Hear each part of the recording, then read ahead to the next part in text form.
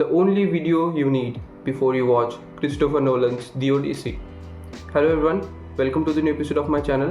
तो मैंने Troy movie को फिर से रिविजिट किया, जो कि कह सकते हैं कि ओडिसी का प्रीक्वल है, क्योंकि इस मूवी में ट्रोजन वॉर को दिखाया गया है, जिसे लड़ने के लिए ओडेशियस अपने घर से निकलता है, जो कि 10 साल तक चलता है। उसके बाद उसके 10 साल की जर्नी घर वापसी की होती है, जो कि क्रिस्टोफर नोलन अपनी फिल्म ओडिसी में दिखाने वाले हैं।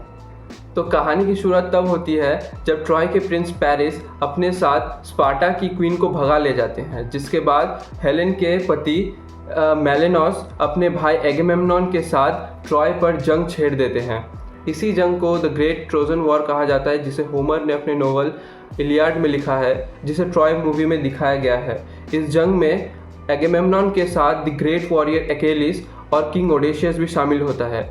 अकेलिस उस समय का सबसे बेहतरीन योद्धा होता है और दूसरी तरफ यानी ट्रॉय की तरफ से लड़ता है ट्रॉय का प्रिंस हेक्टर, जिसे अकेलिस के बराबर ही बताया गया है।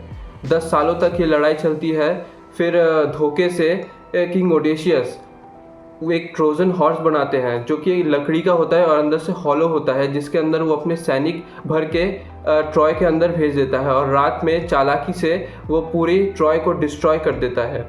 जिसके बाद इस जंग में उनकी जीत हो जाती है और वो पूरे शहर को बर्बाद कर देते हैं। ये जंग लगभग 10 सालों तक चली थी, लेकिन किंग ओडेशियस के लिए असली जंग अब शुरू होने वाला था, जंग उनके घर वापसी के लिए, जिसके ऊपर क्रिस्टोफर नोलन की द ओडिसी बेस्ड है। अभी मैं ओडेशियस की जर्नी के बारे में बात नहीं करूँगा, क्योंकि वो स्पॉइलर हो जाएगा मूवी के लिए। आप मूवी देखने के बाद ही पता करना कि आगे वो किन चुनौतियों का सामना करता है। इससे हटके अगर मैं ट्रॉय मूवी की बात करूं, जो कि लगभग 22 साल पहले बनाई गई थी, अगर उसके पॉजिटिव्स की बात करूं तो उसका एक्शन सीक्वेंस बहुत ही बढ़िया लेवल में शूट किया गया था। आज के दिनों में भी वो बहुत ही अच्छा लगता है देखने में, इमोशनल कनेक्शन फील होता है सभी कैरेक्टर्स के लिए।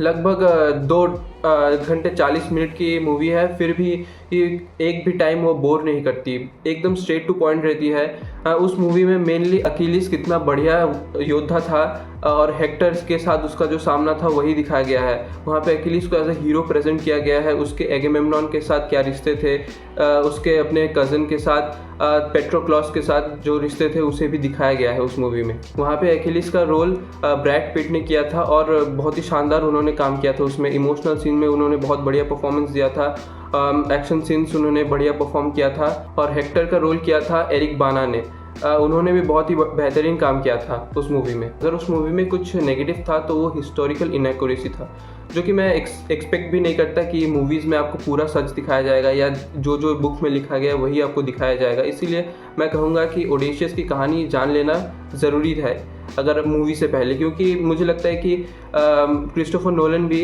100% जस्टिस तो नहीं कर पाएंगे, क्योंकि स्टोरी लाइन फॉलो करना बहुत मुश्किल है।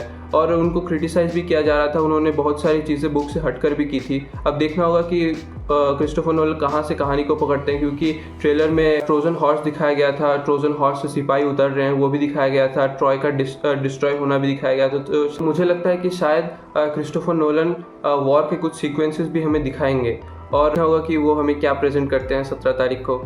अब तो मूवी देखने के बाद ही पता चलेगा। होपफुली मूवी अच्छी बनी होगी और जो लोग उन्हें क्रिटिसाइज़ कर रहे हैं उनके कास्टिंग चॉइसेस के लिए या हिस्टोरिकल इनएक्यूरेसी जो भी हो, उनको वो शांत कर दे और एक अच्छा प्रोडक्ट हमें डिलीवर करे। Thank you for watching. अगर वीडियो अच्छा लगा प्लीज़ सब्सक्राइब करना। Thank you.